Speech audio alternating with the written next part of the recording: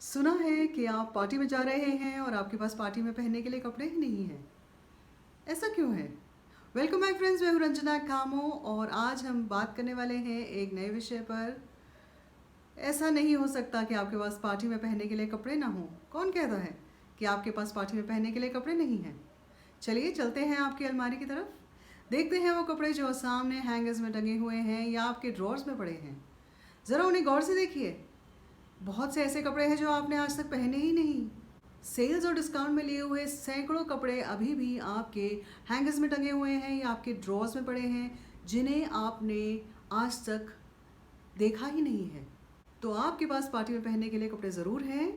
तो इतने 100 कपड़े होते हुए भी आप सिर्फ चंद कपड़े ही क्यों पहन रहे हैं?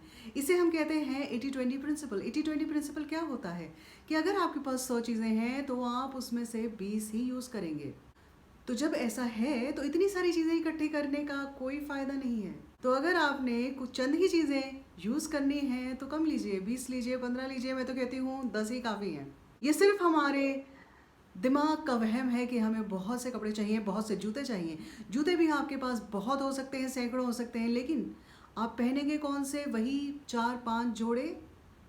तो बाकी सब का क्या? आप जानते हैं कि आप 30% तक पैसे बचा सकते हैं।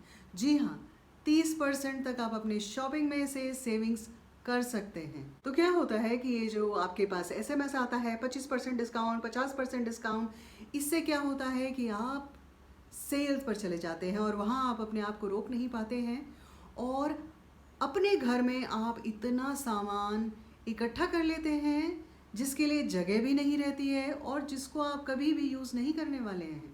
ऐसे हज़ारों लाखों रुपए का सामान आपके घर में इकट्ठा होता रहता है और जगह बनाता रहता है जिसका कभी भी आप यूज़ नहीं करने वाले हैं, उसे आप प्रयोग में नहीं लाने वाले हैं। और आप ये सारा पैसा बचा सकते हैं अगर आप कुछ टिप्स को ध्यान में रखें। तो ये टिप्स क्या हैं, आइए देखें। जैसे ही आपके पास कोई एसएमएस आता है 25% discount, 50% discount, off season cell, तो उसे तुरंत डिलीट कर दीजिए। अगर आपके पास ईमेल आ जाती है डिस्काउंट के लिए, सेल के लिए, तो उस ईमेल से आप अनसब्सक्राइब हो जाएं या उसे ब्लॉक करें या उसे स्पैम में डाल दें। उसे सीधा आपके जंक बॉक्स में जाने दीजिए ताकि वो आपके इनबॉक्स में आए ही नहीं। तो जब वो आपके इनबॉक्स में आएगी ही नहीं तो आपको बिल्कुल भी टेम्पटेशन नहीं होगी उस सेल, कूपन या डिस्काउंट को यूज़ करने की। जब भी आप किसी दुकान में जाते हैं तो आप सेल्समैन से हमेशा पूछते हैं, भैया सबसे अच्छी वाली दिखाइएगा। अब सबसे अच्छी वाली क्या है? सेल्समैन आपको सबसे महंगी चीज़ दिखाएगा क्योंकि उसकी कमीशन उसमें सबसे ज़्यादा बनने वाली है।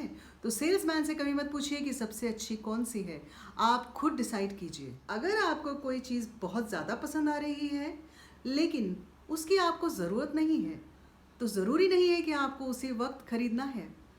थोड़ा रुकिए, आप सोचिए, अपने आप को कुछ घंटों का समय दीजिए। दुकान से बाहर आ जाइए, दूसरे काम करने लग जाइए, दूसरी दुकान में चले जाइए जहां आपको और सामान लेना है।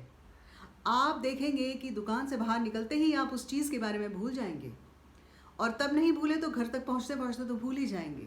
लेकिन अगर आपको उस चीज़ की याद कुछ दिन बाद भी आई और आपका मन किया, तब आप उस चीज़ को लेने के बारे में सोच सकते हैं।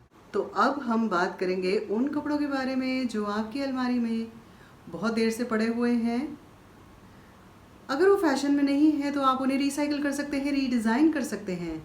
गोटा, किनारी, एम्ब्रॉयडरी, लेस कुछ भी लगाकर उसे कुछ अलग बना सकते हैं। साड़ी का लहंगा, लहंगे की स्कर्ट, आप बहुत सी चीज़ें बना सकते हैं। और अगर आप कहेंगे कि इन कपड़ों को तो मैं पहले ही पहन चुकी हूँ, तो आप उन्हें कुछ अलग तरीके से नया बनाकर पहन सकते हैं। एक नए दुपट्टे के साथ, कुछ लेस लगाकर, कुछ किनारी लगाकर, कुछ अलग एम्ब्रॉयडरी ऐड कर आप उसे कुछ नया बना सकते हैं, एक नया रूप दे सकते हैं।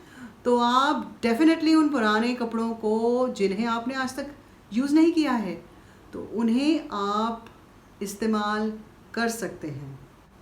उन्हें वेस्ट मत कीजिए। ये ज़रूरी नहीं है कि जो चीज़ आपके दोस्तों ने ली है वो आपको भी ज़रूर लेनी है। आपको किसी को फॉलो करने की, किसी को कॉपी करने की ज़रूरत नहीं है। आप खुद भी तो ट्रेंड सेटर बन सकते हैं। ट्रेंड सेटर बन सकते हैं मिनिमलिस्टिक लिविंग में, यानी कि कम से कम चीज़ें रखने में। जो समय और पैसा आप सेल और डिस्काउंट में लगा रहे हैं, उसी समय और उसी पैसे को आप किसी और काम में लगाएं। आप कोई वेकेशन पर जा सकते हैं, आप कोई कोर्स कर सकते हैं, आप जिम की मेंबरशिप ले सकते हैं, आप एक रिटायरमेंट फंड शुरू कर सकते हैं जहां पे आप पैसा इन्वेस्ट कर सकते हैं अपनी रिटायरमेंट के लिए। अपने जीवन को एक शॉपिंग का कंपटीशन मत बनने दें। शॉपिंग की दुनिया के बाहर एक बहुत बड़ी दुनिया है, अपना समय वहां बिताएं।